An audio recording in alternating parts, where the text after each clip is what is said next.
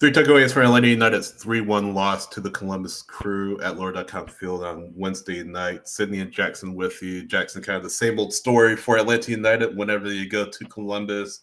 Lower.com Field, I guess, another loss to the Crew, and that's now 3 losses in a row overall for Atlanta United. 3 losses to start this 5-game away stretch as the match against Inter Miami has been pushed back to October because of Miami being in the Club World Cup. But let's talk about this match. Takeaway number one, another poor first half for Atlanta United, conceding 3 goals to a very good Crew team. And I'm not a soccer expert by any stretch of the imagination, Jackson, but when you concede 3 goals in the first half, it is very, very difficult to come back to win. And LA United were just poor in that opening 45 minutes. Just couldn't get anything on the ball. I tweeted it out. The golfing class between them and Columbus was just enormous, and it's just you're coming out of a break. You're coming out of a multiple week break again, and we saw this the other week. But you're coming out of another long break. You would like to think that this team would come out ready to go, but again, just a shocking performance in the opening 45 minutes for Atlanta United. No two ways about it. Yeah, international breaks have been nothing but bad for Atlanta United. I feel like just in the years past, and any momentum has gotten just killed immediately by international breaks. Not that Atlanta had any this season to get killed.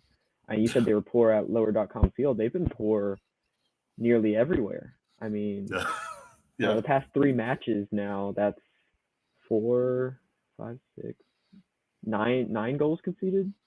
The past 3. Yeah.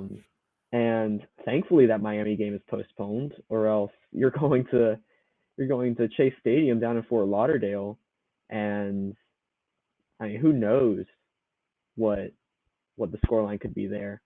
Yeah. It was just brutal. Like, the team comes out of hibernation and just doesn't know what to do with itself. And now you go into another week and a half. You play July 5th at DC United. You have another long break, and it just seems like the engine just can't start for this team. And now you're into the second half of the season now, and it's not firing. And I mean, this first half has been the story of the year. I mean, there's early goals conceded. They've been able to dig themselves out a time or two, but 3 goals, good luck. Against Columbus, good luck. I mean, just looking at the stats, I mean, the first half, Columbus had nearly 3 XG, 4 big chances, 7 shots on target. I mean, Taylor Twellman, what are we doing? And the defenders were just standing around in the first half. It was shocking to watch, but not that shocking. Yeah. And it's just unfortunate that at this point in the season, and with the stakes kind of do or die, they can't come out of the gates swinging, and you can't recover. That's the most frustrating part. I mean, you have, I think, 15 matches to go now after this match. Where's the urgency? Where's the fire? You're up against it. It's not early in the season anymore. It's smack dab. You're past the middle of the season, as he said, and if not now, when for Atlanta United, that window of opportunity just continues to close by the week, and another frustrating performance in the first half for this group. Takeaway number 2, second half. Second half was much better. Brooks Lennon gets saved by VAR. I mean, clear and obviously went over the line. There's no question about it. It should have been 3-2. I mean, for that, it should have been 3-3 for Atlanta United. Yeah, but Lottie Lott, and we'll talk about him a little bit later, has a big chance, really fluffs his lines. But overall, the second half was much better, which the big question is, why can this team perform that way for 90 minutes? We've asked this question time after time after time with this team, and we still aren't seeing a full 90-minute effort. And again, like I said a few minutes ago, If not now, when? If the lessons aren't sinking in for this team, when will they sink in for this team? We talk about all we want about a new manager, a new president, a new this, that, the other. The players themselves have to take ownership of the situation and say, we can't let this happen any longer. And again, you don't have a lot of time. You don't have a lot of time to make up ground. It's now or never. And again, you're much better in the second half. You should have maybe on another day you equalize. Maybe you come out with a result really that you didn't deserve. But where is this? Why can't this team still put together a 90-minute effort? It's just mind-boggling. It seems like the team can't motivate themselves unless they see a scoreboard with a losing score on it. Yeah. It's tough to believe that they can't be motivated, but it seems like the true urgency doesn't set in until it's staring them in the face with a clock that's rapidly counting towards 90, and you have to do or die. Yeah. Now, zoom out on the season, you need around 2 points per game to even have a chance at the playoffs, the wild card even. And I mean, if that's not the same as looking at a scoreboard seeing you down 2-3-0, I mean, I don't know what is. And in the second half, I mean, maybe if the players were in better form, like on a good day, like you said, maybe if Latte Loss on international break scores for Ivory Coast, maybe he would have the confidence to put the shot away. But there is just a lack of confidence in a team that has now lost 3 straight.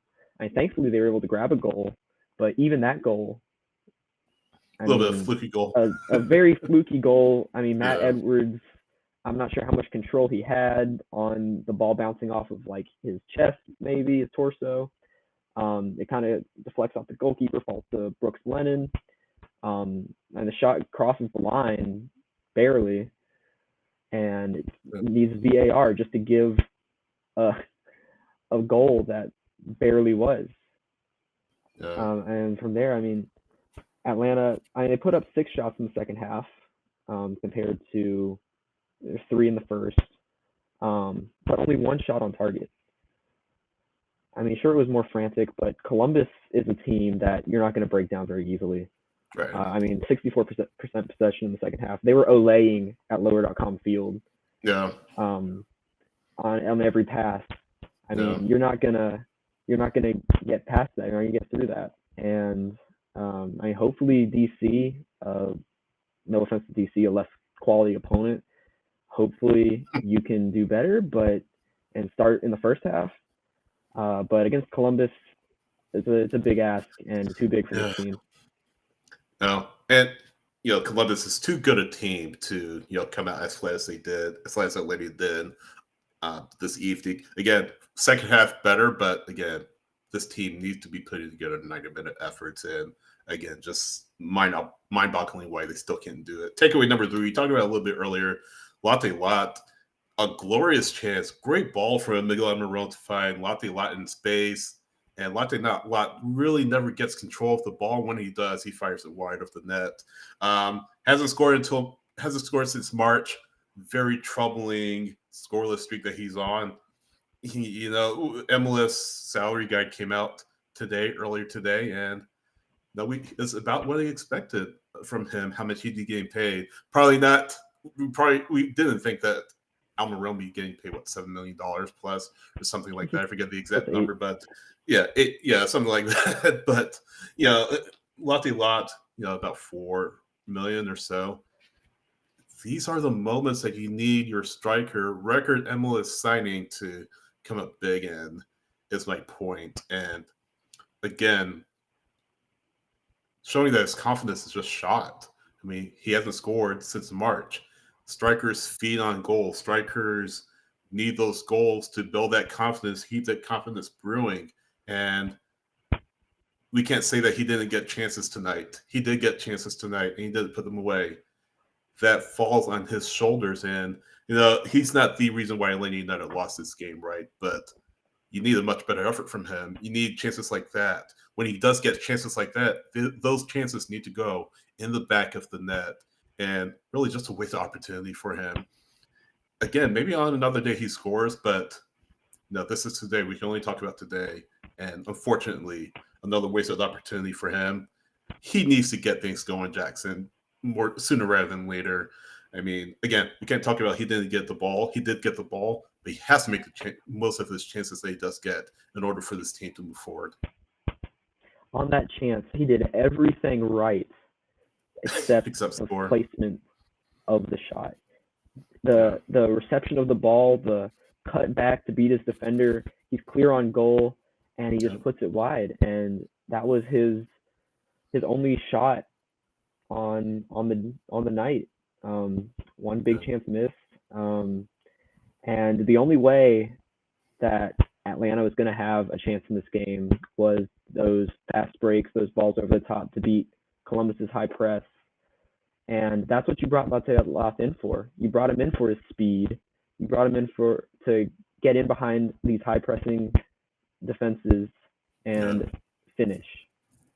And it's been lost. It got lost somewhere over the Atlantic, I guess. I mean, he had that a pretty fiery start to the season, but ever since, it's 12 games now, and your most expensive signing in league history is not putting away shots. Alexei Miranchuk missed a couple shots as well that could have evened the game up. I mean, you could say Columbus should have really buried Atlanta in that first half, but with the chances Atlanta got, you could have had a lot more than one goal, especially more than one very fluky, seemingly accidental goal. And if those chances just can't get converted, I mean, you're just stuck.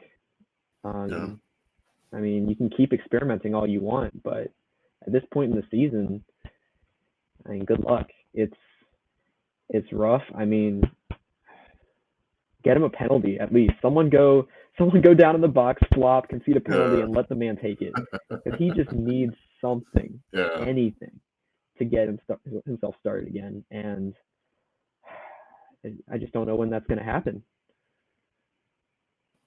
Yeah, hopefully it happens against DC United coming up here on July 5th. Again, the match against Inter Miami, originally scheduled for Friday, has been moved to October since Inter Miami are in the Club World Cup around the 16th against PSG on Sunday. So again, Atlanta United's next match is on not this coming Saturday, but next Saturday at DC United. Hopefully they get a win. Hopefully they can snap this losing streak. I mean, they had that 7-1 loss to who was it? Chicago, maybe. Yeah, I think so. And not so, everything. It's there for the taking. It's there for the taking. You just gotta take it. Yeah, absolutely. ScarsandSpikes.com is where you can find all of our coverage, win, lose, or draw. Patreon.com/ScarsandSpikes help support our coverage here at Scars and Spikes. Again, ScarsandSpikes.com, by the way, has a link to our store, so get some merchandise there. We'll be here, win, lose, or draw, like I said. But thanks for joining us. Sydney and Jackson signing off. We'll see you next time.